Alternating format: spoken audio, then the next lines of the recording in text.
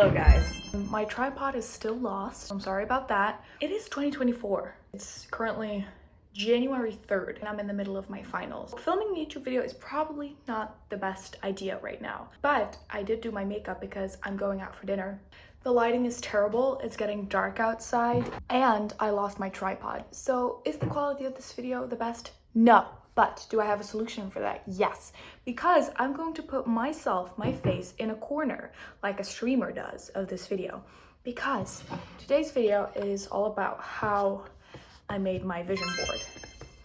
I've never made a vision board before, and to be honest, I'm doing this just for the aesthetics, or mostly for the aesthetics. So I'm not going to go into all the intricacies of like all the things you should know before you make a vision board. Step 1 of making a vision board, how to actually have your vision board work, what not to do when you do make a vision board. I'm just gonna show you the time lapse and the screen recording I made of my vision board and then kind of talk over it and kind of explain what the pictures mean, because when you're just looking at this, it's not that clear from like one go, right? So let's just get started. I'm gonna put myself in a little corner and I'm gonna show you what I've made. So I'm going to be looking at the screen recording at the same time as you do. So the first thing I did is I went onto Pinterest and I just downloaded a bunch of pictures that I thought represented really well what I was trying to do. So my first kind of resolution, because I did base all of these things around my New Year's resolutions, the first thing that I thought of was hair. I'm losing quite a bit of hair right now, and I don't know if it's still shedding, like seasonal shedding, or if it's actually something bad going on. And so the first couple of pictures I saved from my Pinterest were people with beautiful hair, aka Matilda Djerf and Kaylee Boyle. And did I just pronounce Matilda Djerf as if I'm Swedish? Yes, I did, but I love doing that.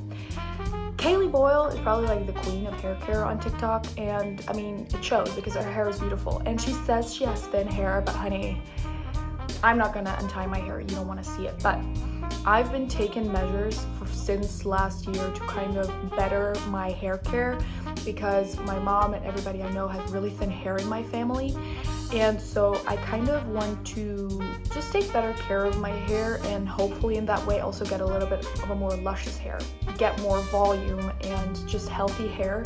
I've been bleaching my hair since the age of like 15, 16, I think, something like that.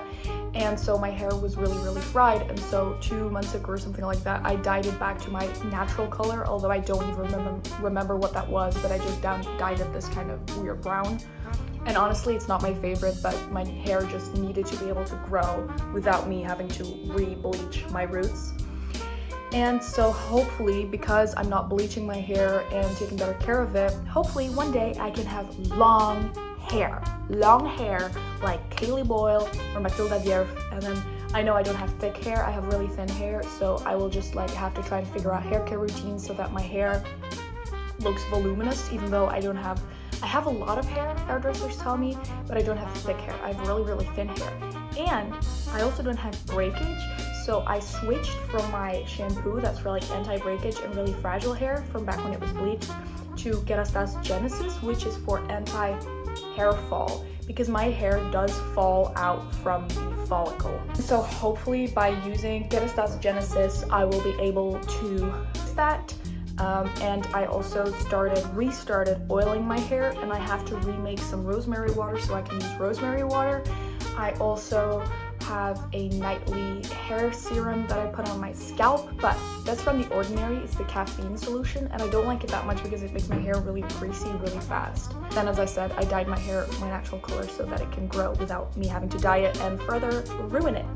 I started out by like cutting away all of the pieces from the women and just have their hair be on the screen, which was fine.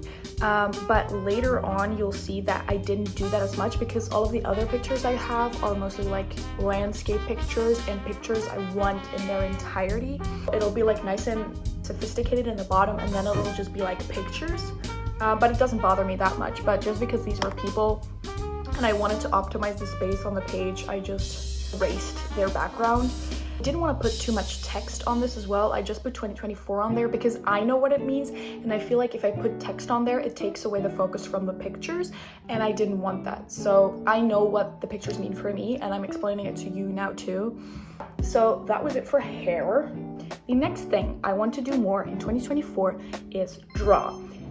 You might not know this because I don't really have any videos of that on my channel, is that I used to draw like a lot. Before I got into knitting and crocheting and just those two, I drew. That was like my main creative hobby. Besides like sports, that was the thing I did. I took drawing classes for 10 years and 3 of those were comic classes, like how to draw comics and graphic novels. So I have a really big love for graphic novels. Like some of my favorite graphic novels are Hilda by Luke Pearson, because just everything about them make me so happy, and also because they're set in like a Scandinavian country and they talk about, or like a lot of the creatures in them are from Scandinavian folklore, which I really love. And so the first picture I'm adding in this collage is a sketchbook page by Lee Alexson. And later you'll see I'll also add in a picture from Fran Meneses. It's a pretty old one, but it kind of fit the color schedule. And so I chose to add these pictures because they are 2 illustrators that I really, really love. And I also added a picture, like a still from a Hilda episode on Netflix in there, just because I love the way he draws backgrounds, which is also something I want to practice. I just remember when I was young, I stopped drawing, which is really weird. I'd never imagined myself stopping to draw, but I stopped drawing in like 2020 because that's when my classes ended because of the pandemic and like lockdown, and so I didn't really like draw anymore, and I taught myself how to knit during that year.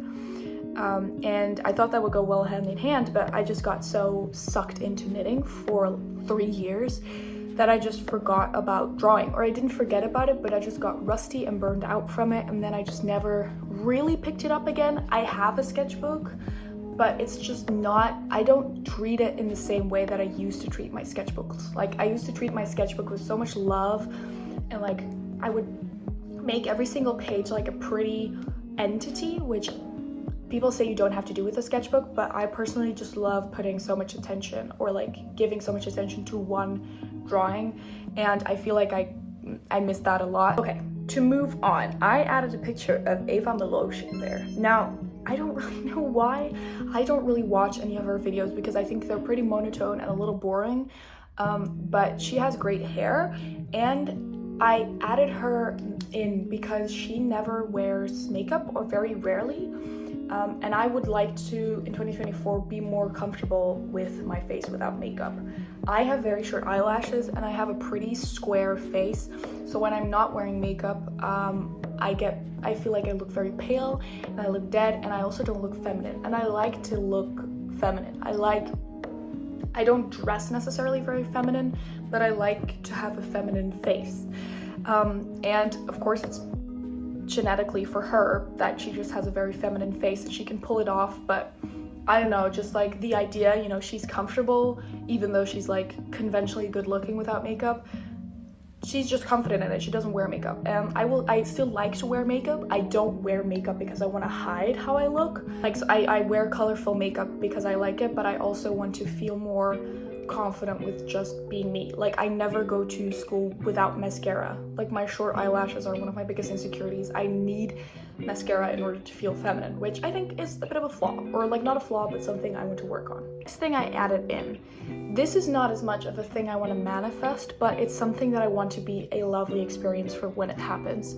I want to go on an Erasmus exchange next year, and we have to submit 3 locations we want to go to, and also we have to figure out what classes we want to take and stuff. And so for me, currently my top 3, and they're not in any order, which is good, so I won't be disappointed if I get sent one place instead of the other, are Berlin, Aarhus in Denmark, and Dublin in Ireland. Dublin because it's the Trinity College that I could get sent to, which is just fucking cool, and I'm an English student, so that would just be awesome. And also, I have never been to Ireland, but I love Irish nature, and I love an Irish accent, so yeah. And so Dublin, obviously, it's a big university and it's good for English, and they also probably have theater and film. Berlin would be great. I could justify that because, okay, I don't really speak German that well, but because I'm from Belgium, you're expected to know German because it's one of our 3 official languages.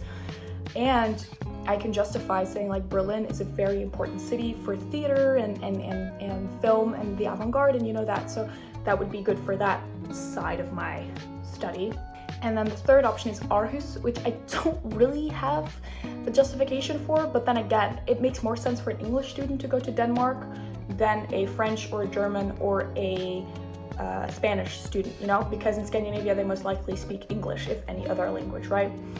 And also because I feel like a lot of the cinema industries started out in Denmark, but they kind of faded in importance during the 1920s, 30s. So I added pictures of these locations into my vision board just because I want to look upon it and be excited about it. And also hopefully I will make friends there, because that's like pretty hard. I'm an introvert and it's hard for me.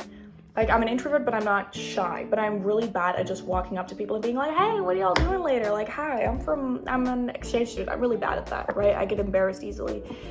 And so hopefully I will not do that this time. Next thing I added is just one little thing, because it's something that I'm already working on a lot, and I just put on one picture just to continue with it, is I put a picture of Petite Knit's gauge swatch wall just to represent knitting and my knitting business and what I'm doing and designing knitwear and all that. That's just something that I want to continue, and there's nothing more I can say about that. Another image I inserted is a picture of tea and a book outside, and that for me represents how I want to spend more of my time reading. And because I've also kind of lost my love for reading, or like I haven't lost my love for reading, but I just don't have the time, and I feel like my phone is just taking over my life, and I want to read outside of school. And that's why I added that in there. And the tea just like kind of represents silent mornings, because I often wake up on my phone with podcasts or with music, and I just kind of feel like I've lost the ability to be alone with my thoughts, like everybody else in this generation, which is not very good. Then I just added in a couple of pictures, like we're getting really generic now, but I added some pictures of nature and a girl drinking tea by a lake and another person reading a book, just because, you know, I love nature, but it's really hard to come by where I live. And so I just put those pictures in there because they remind me of countries like Sweden and stuff. I have family there. Reading a lot of William Wordsworth for my English exam coming up. And so I just feel him, okay? That's how I feel right now, like my childhood and nature and its connection and how it's like a sublime experience. I went to Slovenia this summer with my boyfriend, and I had never truly been like in the Alps. This was not even the Alps, this was the Julian Alps, which is like the leftovers of the Alps. And just, I don't know, man, hiking and being there and just walking around with my little backpack, and we met some people along the way, and it was great. And I don't know, it's just, it sounds very corny, but it makes my spirit restless. Then I added another picture of a reading nook, just because, you know, I want to read more. And I think that's about it. Oh yeah, and then the last thing, which is actually like a goal I want to achieve, is I added a picture. And this is, again, this makes me feel really stupid, but I feel like I have to get over that, and just, if it's something that I want, put it in there. Even how like surface level it can seem to other people. I added in a picture of a Sony ZV-1 or like CVE1 camera, which is a vlog camera, and it's honestly, I've seen, or like I've read a lot of people use it. I've seen it mentioned in people's descriptions under YouTube videos, and it's like a camera that I feel like is actually something that a beginner can buy, and I want to save up the money that I make from my knitting patterns to buy this camera eventually. But I do want to level up my camera quality, so I did want to buy a Sony ZV-1 vlog camera, but I was thinking, does the quality like remain good if I edit it on my iPad? Because I edit all my videos on my iPad, and that works fine for me because I have a pretty simplistic editing style, and I don't want to, you know, put all the focus on the editing when it's about like the visual aspects of like knitting and stuff, and I don't really know any people who can help me with that. But the camera itself is a goal for one day, right? And then I think I added in a little play button for YouTube, just because, to represent YouTube as a whole. Yesterday I received an email that I was eligible for the YouTube Partner program. I started making videos in like 2019, but I privated those, and then the first public video was in like 2020, I think, or something like that. And I was bullied a little bit for it in high school, not like badly, but you know, like some friends of mine were just like, I still get really embarrassed when people watch it, and like weird having people watch videos that I made when I'm sitting next to them. Ever since I was a kid and I was watching videos from feminists and these illustrators and these painters and stuff, I was just thinking like, I want to do that. And not just because I want to be like famous or whatever or make money off of it, but I was just like thinking, I want to make videos, just like the process of doing it, creating nice shots. And I know I'm not the best at that, but I would love to do like shots and fonts and the colors and the works they were doing. And I just love looking at people making things. And that's another reason why I want to draw more, because I want to make like drawing vlogs and like process vlogs like Paloma the Peach. Also really like her. And also Paloma the Peach is kind of a good representation. She shows me that I can do whatever I want within like the realm of art and have it be like suitable for my channel, because I'm scared that if I start doing things that have to do with drawing now, that I'll not get like views or my audience will drop off, which is honestly also something I have to work on. So, you know, that's the vision board. With a pen, I just drew on some extra lines around them, like around the pictures, just to accentuate some pieces of it. And then I added the text 2024 in a nice font, and I made it kind of small so it doesn't take away the focus of the whole board. But yeah, that's what I did. If you make a vision board, please show me, or like, I don't know, send me a DM with your vision board or your New Year's resolutions, or leave them in the comments. And I think that would be really fun. And I have to get back to studying now. You can follow me on Instagram, you can follow me on TikTok, you can buy my patterns on Ravelry. They are all under the name Monsters Inca. My Ravelry, if you don't know, I sell knitting patterns for hats, tops, balaclavas, and all that. So if you want to buy any, please go ahead to my Ravelry. All the links are down below in the description, and my website is also linked down below, where you can also find all of those links again. Thank you for watching, and I'll see you in the next video. Bye bye.